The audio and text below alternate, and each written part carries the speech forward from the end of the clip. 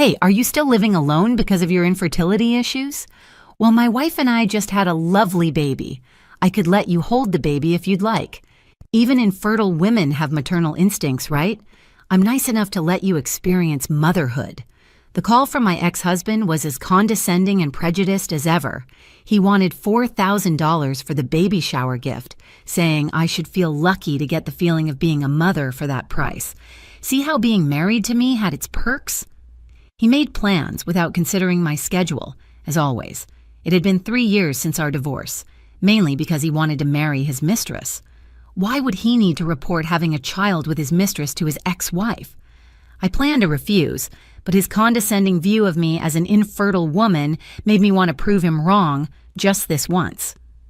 All right then, my husband and kids will come along on that day, I said. Hey, don't put on airs. If you're going to spend money on a pretend family, might as well add that to the gift.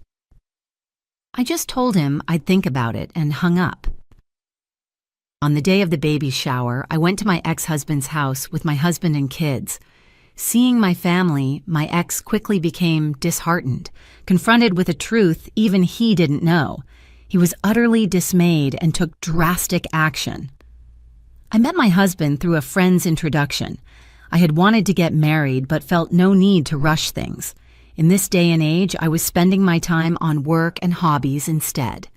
Many of my female friends also prioritized hobbies over marriage, not focusing too much on settling down.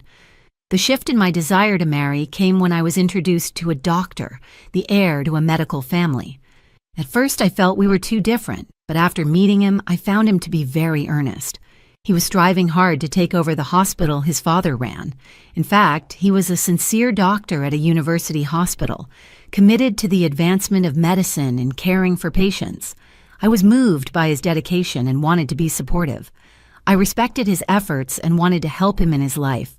We were welcomed by his parents and started our married life less than a year after meeting. I chose to be a housewife to support him. He never specifically asked for this, but he appreciated having someone to take care of things at home to help him reach his goals. I even studied nutrition after finishing my courses and finding more free time. We began trying to conceive, but despite our efforts aligning with my fertility schedule, we saw no signs of pregnancy for 2 years. I suggested we get medical advice, but he strongly refused, eventually blaming me for our troubles. Our conversations dwindled, and he began avoiding intimacy on fertile days, coming home later and later. After 6 months, he hardly came home. Claiming overnight shifts, I felt avoided but made efforts not to show it, thinking confronting him would worsen our relationship. No matter how late I stayed up to greet him and kept preparations ready for late-night meals, my efforts were never rewarded. One day, he brought home a young woman he had met 6 months earlier during a nursing student's internship at his hospital. He fell in love at first sight and wooed her. She was still a student, but preferred the prospect of being a future hospital director's wife over a nursing career. He told me, during my internship, I realized nursing wasn't really a profession I could stick with just based on ideals or a sense of mission, so I decided to marry a life-saving doctor and support him instead. The mistress bragged that she was still young enough to try for kids, repeatedly looking down on me because I couldn't get pregnant. She disparaged me as she pleased. My husband and I both wanted children, and it's true that I couldn't conceive, but why should I bear all the blame when we never had thorough medical tests to prove whose issue it was? I couldn't stand being unfairly judged and was furious at the mistress's nerve for brazenly confronting a lawful wife. However, I thought becoming emotional would mean losing. I hadn't done anything wrong. Why should the person cheated on have to suffer in silence? I couldn't respond right there, so I told the mistress to leave promptly, as decisions about our marriage, including divorce, had to be discussed with my husband first. She didn't like my attitude and snapped, "A woman with a barren womb shouldn't talk about being a woman." After the mistress left, we finally voiced our true feelings. I argued that I wanted to try again, but my husband flatly stated he couldn't consider restarting with me. No matter what he said, he saw a future only with his mistress and was adamant about not backing down. I'm not asking for a free divorce. I'll give you the money you want. It's not about money. Can't you think of even a slight chance for us to make it work again? My husband said reconciliation was absolutely out of the question. He felt no affection for me, couldn't see me as a woman, and said it was impossible even to be friends. He even found me physically repulsive, leaving me no option but to agree to the divorce. He generously paid the agreed amount in one go and quickly went back to her. I wanted to tell his parents about the situation and bid them farewell. His parents had welcomed me into their family, and we had maintained good relations. I felt very sorry that our marriage had ended in divorce. However, my husband seemed displeased with my suggestion. It's all in the past, so I'm just going to say this. Our parents were really disappointed that we didn't have kids. They didn't want you to hear it, but they said they didn't need a wife who couldn't produce an heir. Hearing this from my husband, who had been pretending that his mother was kind to me, was honestly shocking. I had thought we had a good relationship, but it turns out his parents, especially his mother, hadn't welcomed me warmly. After hearing this, I became afraid to meet his parents, filled with anxiety that they might vent their long-held frustrations.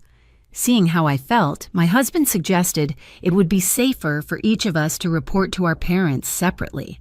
I won't speak ill of you, so leave it to me to talk to my parents, he said.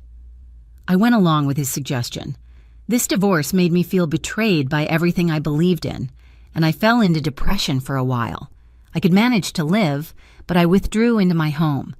Calls from his parents came repeatedly, but I didn't answer, not knowing what they might say or if they would blame me for the divorce.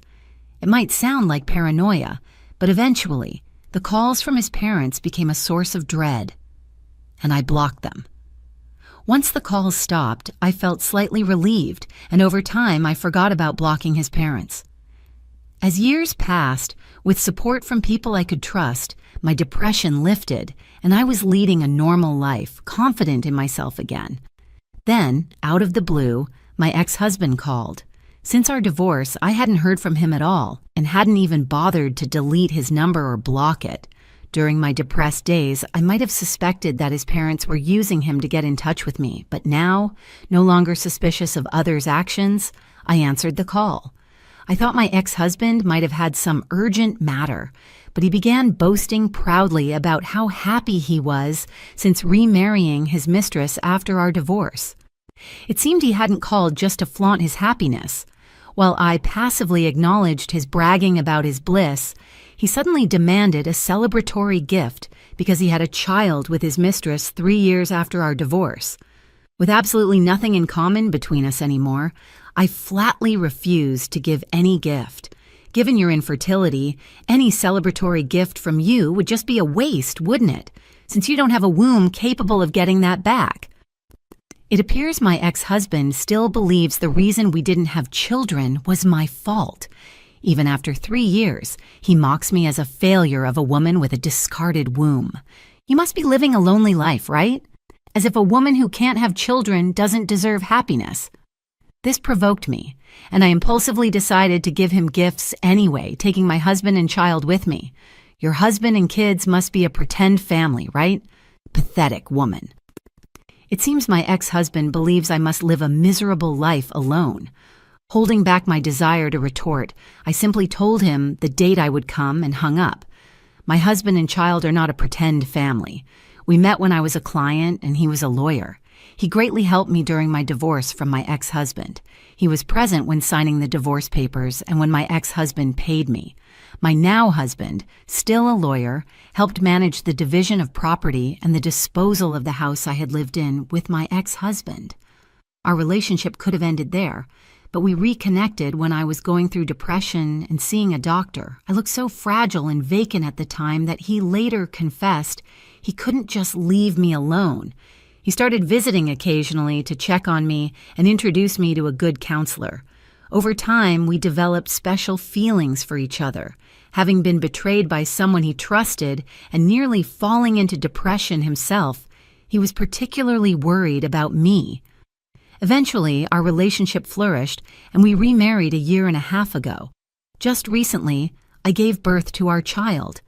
When my husband came home, I told him about the ex-husband's demand for a celebratory gift. He gladly agreed to accompany me and joked about sweeping me and our child away if things turned south. His warm gestures made me chuckle. I had been devastated when I divorced my ex-husband, but meeting my current husband showed me that all the detours in life weren't in vain. When the day came, we went to the address given by my ex-husband, which turned out to be a nearly collapsing, shabby house. Luckily, his place was on the first floor, but the stairs to the second floor looked like they could collapse at any moment. The house I had lived in with my ex-husband had a basement and cost several $1,000,000 when purchased. The mistress disliked the ex-wife's house, and it was too large for me to live in alone without any pleasant memories, so I decided to let it go. I heard it sold for a fair price, but I was shocked that within 3 years a person could so drastically downgrade their living situation. However, I've heard of people who spend their money on other things and don't care much about where they live. My ex-husband wasn't that type, but maybe he had just adjusted to a simpler life. I thought and pressed the doorbell. The man who came out bore a vague resemblance to my ex-husband, and the mistress was nowhere in sight. They were both dressed in mismatched clothes that could hardly be called fashion. The hems were frayed, and a foul smell wafted out, making me pinch my nose. My ex-husband looked at me, then at my husband standing next to me, and his face showed surprise. Bringing a lawyer just to deliver a simple celebratory gift? How paranoid can you get? I hate that victim mentality. Come on, hand over the gift. My husband had acted in the interest of his client, but to my ex-husband, he was an unwelcome reminder of that time. Thinking I had hired that lawyer again, I clarified that he was not my lawyer today, but my husband. This briefly changed his expression before he demanded the gift again. Before handing over the gift, I told my ex-husband there was something I needed to say first. He looked annoyed, but after I showed him the envelope for the baby gift, he reluctantly agreed to listen. When the discussion about remarriage came up, I bravely underwent fertility tests. The results showed no issues, and after remarrying my current husband, I quickly got pregnant and gave birth to this child. I showed the baby I was holding to my ex-husband. If I had no fertility issues yet, we couldn't conceive, perhaps the baby that your mistress is holding. Could it really be yours? Strangely, my comment made the mistress pale, seemingly recognizing something. My ex-husband quickly noticed the change in his mistress and demanded, "What's going on? Are you hiding something? What was that about sneaking out at night?" Feeling guilty, the mistress became defensive, escalating into a major argument.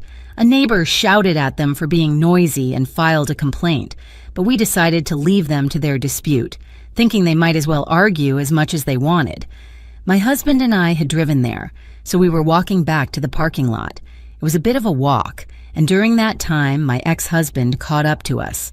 My husband stepped in front of me, ready to protect me and our child, but it was clear that my ex-husband wanted to speak to me. I asked my husband to take the baby and wait in the car. Of course, that was just a pretext. I couldn't say in front of my ex, "Wait in the car because he might harm our child." If my husband heard that, he'd surely suggest just driving away with us. But I had a feeling that escaping from my ex now would lead to more trouble later. From the changed man before me, I sensed an aura of someone with nothing to lose. I felt he might do something even worse if I didn't keep him in check now. I need a favor. I need to borrow some money. He admitted that the baby gift was just a pretext and he had really contacted me because he needed money. Seeing his dilapidated house and shabby clothes, I had suspected it might be about money. Why don't you ask your father first? He's a hospital director. He can surely support his son's family, right? My father-in-law wasn't extravagant, but he wasn't stingy either. I remembered times when he didn't hesitate to spend money when necessary. That won't work. He knows everything. It turned out the mistress had bragged to a training colleague, which sparked rumors at the university hospital where my ex-husband worked. A doctor who was a contemporary of his father asked him what was going on. His father found out everything, including my ex-husband's affair, his pressure on the trainee, and even crossing the line with her, not to mention that he had pushed for divorce from me wanting to marry his mistress. His parents were furious. They didn't cut him off for having an affair at work, but being married and behaving like that, they finally cut ties with him. Moreover, they canceled the talks of him taking over the hospital and made it clear he would no longer be affiliated with it. My ex-husband was just an ordinary doctor, not someone who had developed a special surgical method or was doing research on rare diseases. He had been sincere with patients before, but after meeting his mistress, his attitude became arrogant. The hospital didn't want to make a fuss as he wasn't worth keeping for his skills alone, so they didn't denounce him. Eventually, the rumors grew and distorted the truth, leaving him feeling uncomfortable. My ex-husband resigned voluntarily and found another job at a different hospital. However, the medical community is connected, and rumors of his affairs followed him, leading to mistakes even beginners wouldn't make. He made a terrible misdiagnosis, resulting in a lawsuit from a patient's guardian. He also overlooked a clearly marked allergy on a chart, causing a temporary cessation of breathing. Another patient sued him after a similarly arrogant examination. The hospital warned him repeatedly after these blunders, but minor mistakes continued, and eventually his colleagues expressed their dissatisfaction.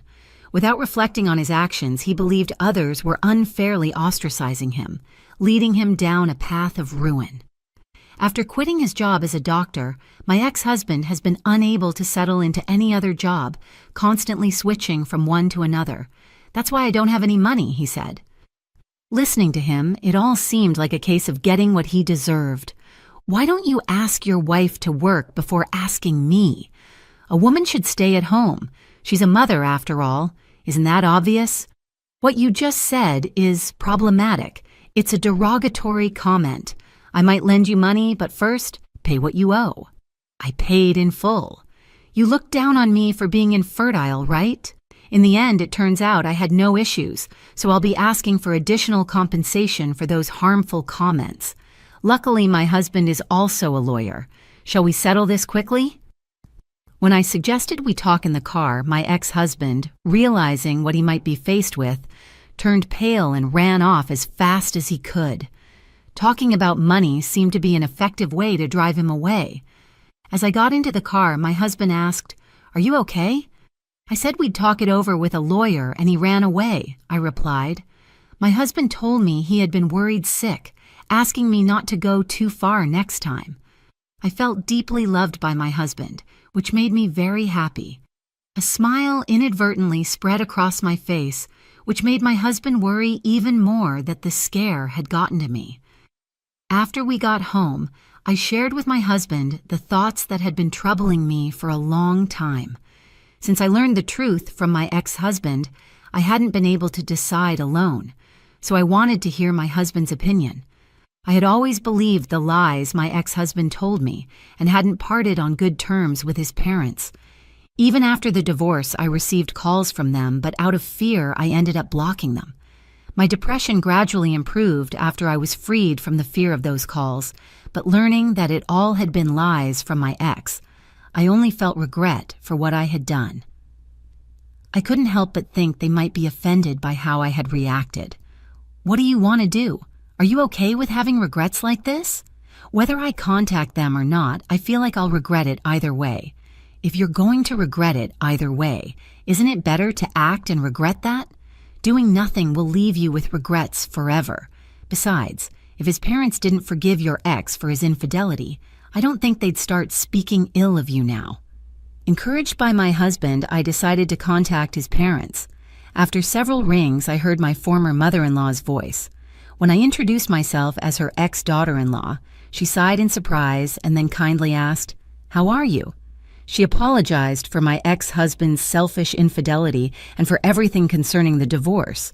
I also apologized for believing my ex-husband's claims about their true feelings and blocking their calls. I should have talked to you about it. Actually, my son was a child born after unusual infertility treatments back in the day, his mother shared. She had been bad-mouthed by her mother-in-law for not getting pregnant quickly, and her husband had defended her, eventually suggesting they try fertility treatments. Times were different, and she assured me that she never once thought ill of me for not getting pregnant. On the contrary, she was shocked that her son would say such things behind their backs and repeatedly apologized, lamenting how she must have failed in raising him. She also revealed new information. It turned out that the child my ex and his mistress had was not biologically his. Raising a child that's not his own felt disgusting to him. He didn't want to spend his hard-earned money on someone else's child, so it seems they'll be divorcing soon. His parents had let him go, saying he was an adult and should live as he pleases. But my ex had the audacity to ask if he could return to his parents' home. They firmly refused, telling him that after living as he pleased, he should continue to do so on his own. Later, my ex showed up at my husband's law office. He demanded in a condescending tone that his divorce and alimony cases be handled for free. When my husband firmly refused, my ex-husband lost it in the law office, shouting, "Aren't lawyers supposed to defend the weak?" He then caused a huge scene, scattering fire extinguishers around. The police were called, and after they took him into custody for a while, he was released. This incident caused further trouble in his relationship with his mistress. The mistress had been upset about becoming the wife of a hospital director, but now she was the wife of a criminal. Eventually, they ended up going to court, but as they each had to borrow money for legal fees, they fell into a massive debt. Given their jobs, my ex-husband and his mistress likely couldn't borrow from legitimate sources and must have resorted to lenders with high, illegal interest rates. Meanwhile, I'm living happily every day with my husband and child. My husband and I have lively discussions about whether our child should call us Mommy and Daddy or Mom and Dad. Strangely, I'm still in touch with his parents. It feels like they're friends from another generation, and updating them on our child's progress has become the norm. As for what became of my ex-husband and his mistress afterward, no one knows. They might be struggling somewhere, but with my busy daily life, I don't have the time to worry about it. I'm focused on enjoying my child's growth with my husband. With a devious smile, I disabled the security system at Nathan and Elise's house. A simple trip under the guise of a neighborly visit, yet harboring sinister intentions. I let myself in, relishing the opportunity to unravel the peace in their perfect little world. "Arya, what a surprise!" Elise greeted me, her smile tightening ever so slightly. "Hello, dear," I replied, feigning warmth. "I was in the neighborhood and thought I'd drop by." Nathan emerged, his brow furrowed as he sensed the tension in Elise's voice. "Everything okay?" "Of course," I assured him, patting his arm in mock affection. "Just catching up with my daughter." The lies rolled off my tongue with ease, concealing the bitterness that had festered for years. Sweet, naive Elise, convinced her life was finally on track with Nathan and their son Leo. How little she knew of the darkness I intended to unleash. Leo bounded in, interrupting our strained exchange. "Grandma!" he exclaimed, running into my embrace. I held him tightly, a twisted sense of love mingling with my resentment. This innocent child would soon bear witness to the consequences of his father's hubris. "Why don't we have some lemonade?" Elise suggested, her voice strained. As we settled in the living room, I surveyed their modest abode, a far cry from the opulence I had envisioned for my daughter, all because of Nathan and his feeble aspirations. "So, how's the business going?" I inquired, a serpent smile playing on my lips. Nathan's expression darkened. "We've hit a few snags, but nothing we can't overcome." "I'm sure," I replied, my tone dripping with false concern. "You know, there are always alternative routes to financial stability."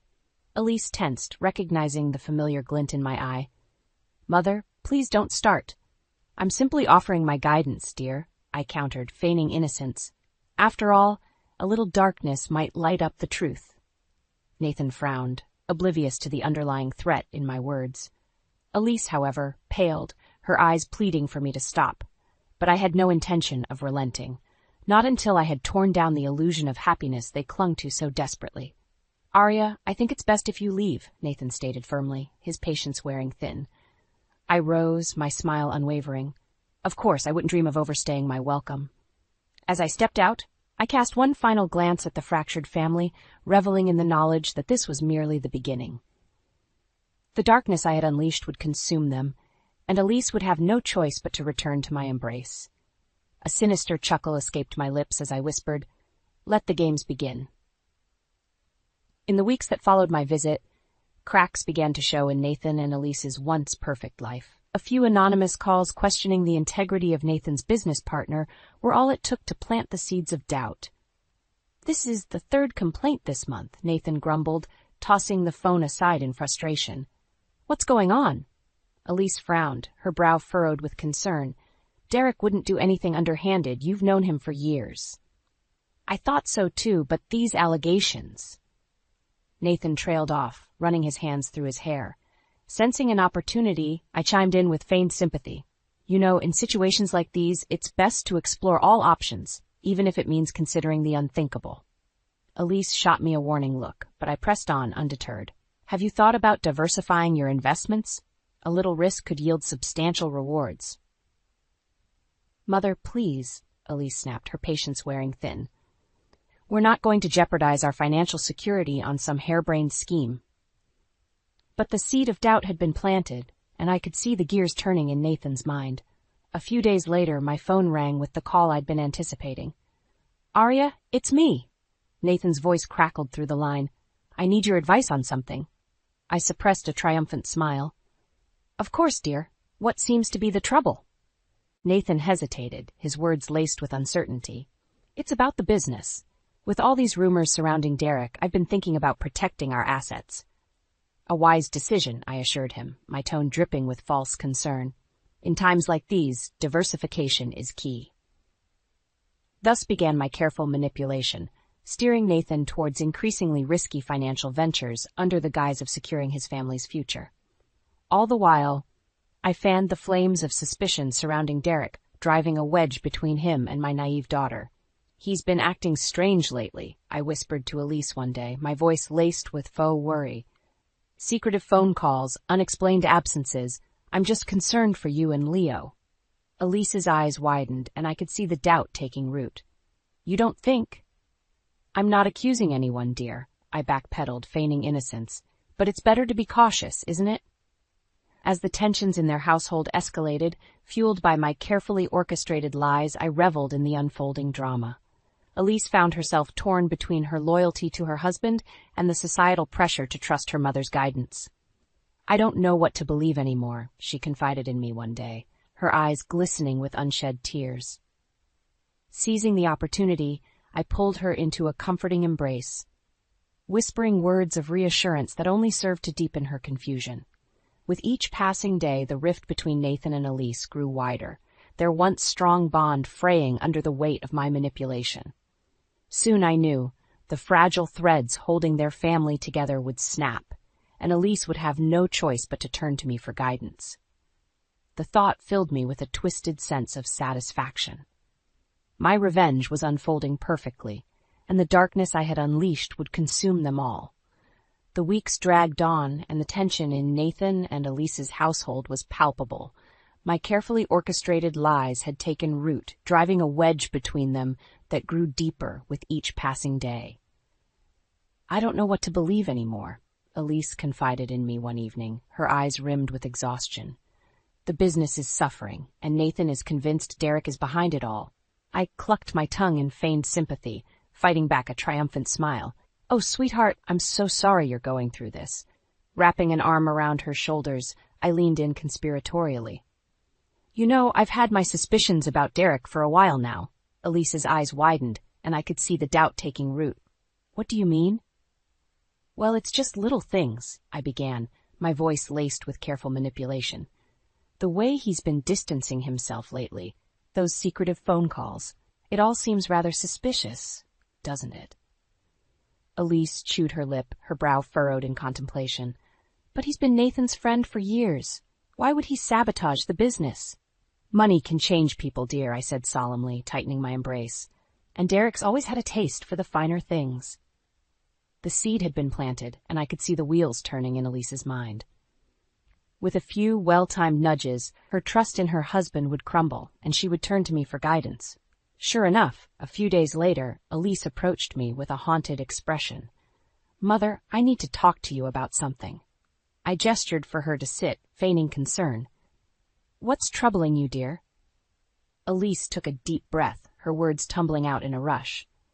I confronted Derek about the rumors, and he completely lost it. He started ranting about how ungrateful Nathan is and how he deserves a bigger cut of the profits. I gasped, my eyes widening in mock horror. Oh, Elise, that's terrible. You must be so shaken. Pulling her into a tight embrace, I whispered soothingly, Don't worry, sweetheart. I'm here for you. As Elise clung to me, her shoulders shaking with barely suppressed sobs, I fought back a twisted grin. The web of lies I had woven was tightening around them, and soon they would all be ensnared in my trap. In the days that followed, the tension between Nathan and Derek escalated, fueled by Elise's accusations and my carefully planted insinuations. Tempers flared, and harsh words were exchanged, culminating in a public confrontation that threatened to tear their partnership apart. "You're making a huge mistake, Nathan," Derek snarled, his face flushed with anger. "Elise is the one you should be questioning, not me." Nathan's jaw clenched, his eyes flickering towards Elise, who stood by my side, her expression a mix of guilt and uncertainty. "Don't listen to him, dear," I murmured, squeezing her hand reassuringly. "He's just trying to deflect blame." As the two men traded heated accusations, each convinced of the other's betrayal, I couldn't help but revel in the chaos I had created. The once unbreakable bond between them was shattering before my very eyes, and Elise was caught in the crossfire, torn between her loyalty to her husband and the societal pressure to trust her mother's guidance. When the dust settled, Nathan stormed off, his face contorted with rage and hurt, leaving Elise to seek solace in my embrace once more. "Oh, sweetheart," I cooed, stroking her hair as she wept. "I'm so sorry you had to go through that." But deep down, a twisted sense of satisfaction unfurled within me. The seeds of doubt and mistrust I had sown were bearing bitter fruit, and soon the darkness I had unleashed would consume them all. With each tear that fell, Elise inched closer to the abyss I had so carefully constructed, and I reveled in the knowledge that my revenge was finally within reach. The aftermath of the confrontation between Nathan and Derek was like a wildfire, consuming everything in its path. The once strong bonds that held their family together were reduced to smoldering embers, fragile and easily scattered by the slightest breeze. "I can't believe you would accuse Derek like that," Nathan spat, his eyes blazing with hurt and betrayal. "After everything we've been through together." Elise flinched, her gaze flickering towards me, seeking guidance in the chaos I had so carefully orchestrated. "Nathan, please," she pleaded, her voice trembling. "You have to understand I was only trying to protect us." "By believing the lies your mother has been feeding you?" Nathan shook his head, his jaw clenched in barely restrained anger. "I thought we were a team, Elise. I thought we trusted each other." I fought back a twisted smile, reveling in the fractures I had created within their once perfect union. Elise's eyes glistened with unshed tears as she turned to me, silently begging for reassurance. "Don't listen to him, sweetheart," I murmured, wrapping my arm around her shoulders in a show of maternal support. "He's just lashing out because the truth hurts." Nathan's gaze hardened, his eyes flickering between us with a mixture of hurt and disbelief. "You know what? I can't do this right now. I need some space." Before Elise could respond, he had grabbed his keys and stormed out, the door slamming behind him with a resounding finality. Elise crumpled against me, her body racked with sobs as the weight of the situation finally crashed down upon her. "What have I done, Mother? Our family is falling apart." "Shh, sweetheart," I soothed, stroking her hair with a tenderness that belied the twisted satisfaction coiling within me. "This isn't your fault. Nathan is the one who chose to walk away." As Elise clung to me, seeking comfort in the very source of her turmoil, I couldn't help but revel in the darkness I had unleashed. The once unbreakable bonds that held their family together were fraying, and soon they would unravel completely, leaving Elise with no choice but to turn to me for guidance. In the days that followed, the tension in their household was palpable, a heavy silence, punctuated by the occasional heated exchange. Leo, their young son, found himself caught in the crossfire, his innocent eyes wide with confusion and fear. "Why is Daddy so angry?" he asked me one day, his small hand clutching mine as we sat in the park. I fought back a sneer, schooling my features into a mask of concern. "Your Daddy and Mommy are just going through a rough patch, sweetheart, but everything will be all right." Even as the words left my lips, I knew they were a lie. The darkness I had unleashed would consume them all, and there would be no escape from the consequences of my revenge. As the days turned into weeks, the strain began to take its toll on Leo. His once bright demeanor dimmed, and reports from his teacher painted a concerning picture of a child struggling to cope with the turmoil at home. He's become withdrawn and distracted, the teacher confided in Elise during a parent-teacher conference. I'm worried about his emotional well-being. Elise's face crumpled, her eyes glistening with unshed tears as she turned to me for support. Oh, Mother, what have I done? This is all my fault. Nonsense, dear, I soothed, pulling her into a comforting embrace. You were only trying to protect your family. But even as the words left my lips, I felt a twisted sense of satisfaction unfurl within me. The darkness I had unleashed was spreading, tendrils of doubt and mistrust reaching out to ensnare even the most innocent among them. As we left the school, Elise's shoulders slumped with the weight of guilt and uncertainty, her once unwavering faith in her family's bond shattered by the machinations of my own making. And in that moment, I knew that my revenge was within reach. The fractures I had created were deepening, and soon the darkness would consume them all, leaving Elise with no choice but to turn to me for guidance and solace. The thought filled me with a twisted sense of triumph, and I couldn't help but revel in the bitter fruits of my labor. The once perfect family I had so envied was crumbling before my very eyes, and I savored every delicious moment of their descent into chaos. As the weeks dragged on, the fractures within Nathan and Elise's once perfect family deepened, fueled by the web of lies and manipulation I had so carefully constructed.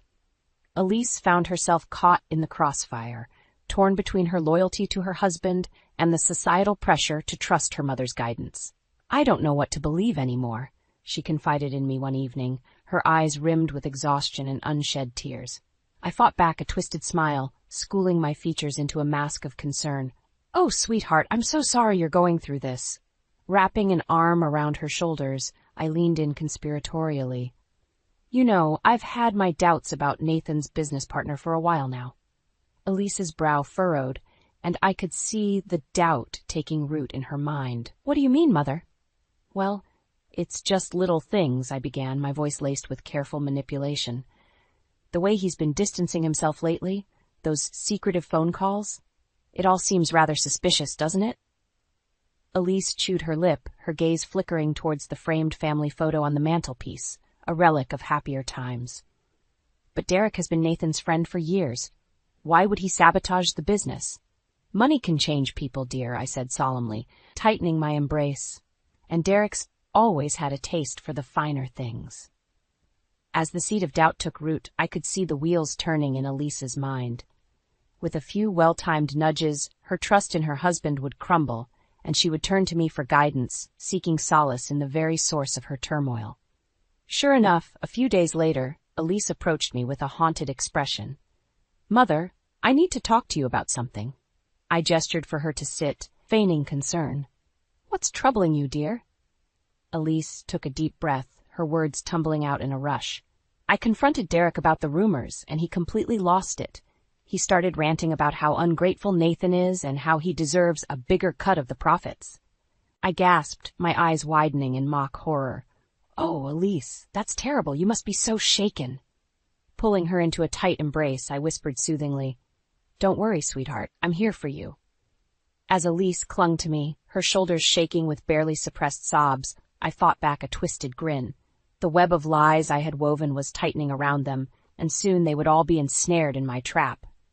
However, even as I reveled in the chaos I had created, a small part of me couldn't help but wonder if I had taken things too far. Elise's anguish was palpable, and the pain etched on her face tugged at the fringes of my conscience, a reminder of the bond we once shared. But those fleeting moments of doubt were quickly overshadowed by the burning desire for revenge that consumed me. Nathan had taken my daughter from me, robbing me of the control and influence I had once wielded over her life. And for that, he would pay. As the days passed, Elise's suspicions towards her husband deepened, fueled by my carefully planted insinuations and the whispers of doubt that had taken root in her mind. She began to question every move Nathan made, every decision he took, until the once unbreakable trust between them lay shattered at our feet. I can't do this anymore, Mother, she confided in me one evening, her voice trembling with anguish. I feel like I don't even know my own husband anymore. Seizing the opportunity, I pulled her into a comforting embrace, whispering words of reassurance that only served to deepen her confusion. It's gonna be all right, sweetheart. I'm here for you no matter what. But even as the words left my lips, I couldn't deny the twisted sense of satisfaction that unfurled within me. The darkness I had unleashed was spreading, tendrils of doubt and mistrust reaching out to ensnare even the strongest of bonds. And in that moment, I knew that my revenge was within reach. The fractures I had created were deepening, and soon the darkness would consume them all, leaving Elise with no choice but to turn to me for guidance and solace. The thought filled me with a twisted sense of triumph, and I couldn't help but revel in the bitter fruits of my labor. The once perfect family I had so envied was crumbling before my very eyes, and I savored every delicious moment of their descent into chaos. Little did I know, however, that the very darkness I had unleashed would soon come back to haunt me, casting its shadow over my own life in ways I could never have foreseen. As the weeks dragged on, the fractures within Nathan and Elise's once perfect family deepened, fueled by the web of lies and manipulation I had so carefully constructed. Little did I know, however, that the very darkness I had unleashed would soon come back to haunt me, casting its shadow over my own life in ways I could never have foreseen. It all began with a single phone call, the shrill ring piercing the silence of my living room like a knife. "Hello?" I answered, my voice laced with a false sweetness that had become second nature. "Arya, it's Nathan." His tone was clipped, devoid of the warmth I had grown accustomed to hearing. "We need to talk." A frisson of unease rippled through me, but I quickly schooled my features into a mask of concern. "Of course, dear. What seems to be the trouble?" There was a pause, and when Nathan spoke again, his words were laced with a steely resolve that sent a chill down my spine. "I know what you've been doing, Arya. The lies, the manipulation. It all stops now." My breath caught in my throat, but I quickly rallied, feigning innocence. "I'm afraid I don't know what you're talking about." "Don't play dumb with me," Nathan snapped, his voice rising in anger. "You've been sabotaging my business, spreading rumors about Derek, poisoning Elise's mind against me, all because you can't stand to see her happy without your control." I opened my mouth to protest, but Nathan plowed on, his words hitting me like a physical blow. "Well, it ends here, Arya.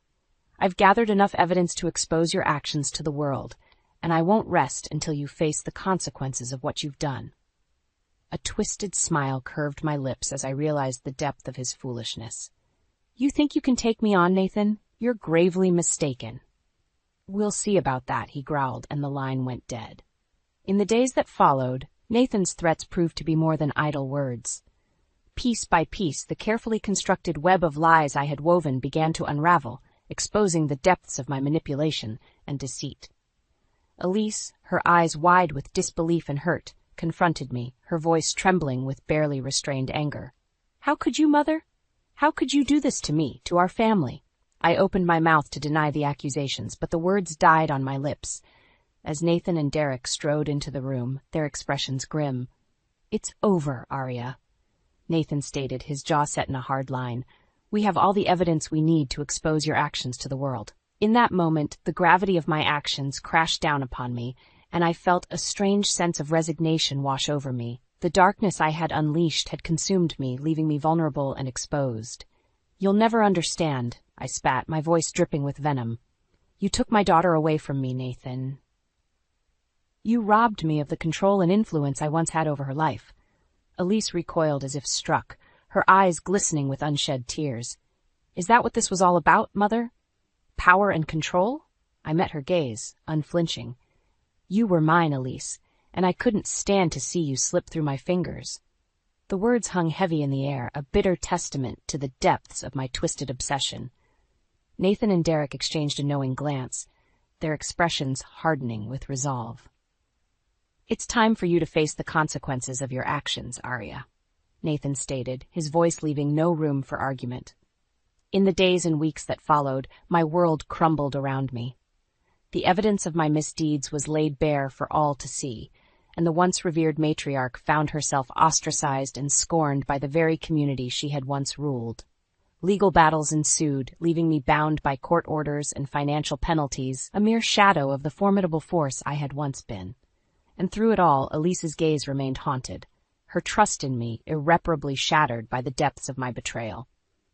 As I sat alone in the ruins of my once proud life, the bitter taste of defeat lingering on my tongue, I couldn't help but reflect on the twisted path that had led me here. The darkness I had unleashed in pursuit of revenge had ultimately consumed me, leaving me isolated and powerless. And in the depths of my despair, a single chilling realization dawned upon me. The true victim of my machinations had been myself, ensnared by the very web of lies and manipulation I had so carefully woven. In the aftermath of my downfall, the world I had once known became a twisted, unfamiliar place. The very community that had once revered me now scorned my existence, their whispers and sidelong glances a constant reminder of the depths to which I had fallen. "Did you hear about Arya?" they would murmur, their voices laced with a mixture of pity and disdain. Such a shame, really, to think she would stoop so low. I would grit my teeth, fighting back the urge to lash out, to reassert the dominance and control that had once been my birthright. But the legal shackles that bound me were unyielding, a constant reminder of the consequences of my actions. And through it all, Elise's gaze remained haunted, her trust in me irreparably shattered by the depths of my betrayal. Try as I might, I could not shake the guilt that coiled within me, a bitter reminder of the bond I had so carelessly severed. "How could you, Mother?" she had whispered, her voice trembling with anguish. "How could you do this to me, to our family?" The words echoed in my mind, a constant refrain that played on a loop, taunting me with the gravity of my mistakes. But even in the depths of my despair, a twisted part of me could not help but cling to the hope that someday, somehow, Elise would find her way back to me. That the darkness I had unleashed would ultimately fade, leaving us to pick up the tattered threads of our relationship and weave them anew. It was a fool's hope, I knew, but it was all I had left. As the days turned to weeks, Nathan and Derek's relentless pursuit of justice began to bear fruit. One by one, the lies and manipulations I had so carefully constructed were exposed, laid bare for the world to see. Arya Blackwood, you stand accused of orchestrating a campaign of deceit and manipulation aimed at undermining the personal and professional lives of Nathan and Derek, the judge intoned, his voice ringing with authority. "How do you plead?" I squared my shoulders, defiance burning in my gaze. "Not guilty." A ripple of murmurs swept through the courtroom, but I held my head high, unwilling to show even a hint of remorse for my actions. In the end, however, the weight of the evidence against me was overwhelming. Damning financial records, incriminating emails, and a litany of witness testimonies all painted a damning picture of my calculated deception. "Arya Blackwood, you have been found guilty on all counts," the judge pronounced, his gaze stern. "You are hereby sentenced to a term of imprisonment, as well as financial restitution to the victims of your crimes." The words rang in my ears like a death knell, shattering the last vestiges of the life I had once known. As the guards led me away, I caught a glimpse of Nathan and Derek, their expressions a mixture of relief and grim satisfaction. And in that moment, I knew that my downfall was complete. The very darkness I had unleashed in pursuit of revenge had consumed me, leaving me a mere shell of the formidable force I had once been. In the months that followed, I watched from the confines of my prison cell as Nathan and Elise began the arduous process of rebuilding their lives.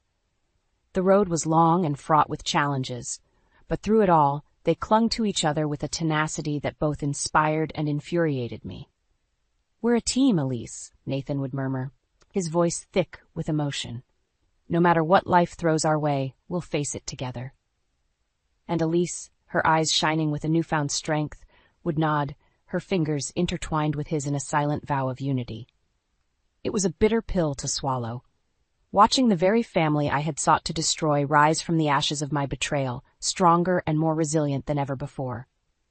And as the walls of my prison cell closed in around me, I couldn't help but wonder if the price I had paid for my pursuit of revenge was truly worth it. But even in my darkest moments, a twisted part of me could not help but cling to the hope that someday, somehow, I would find a way to reclaim what I had lost.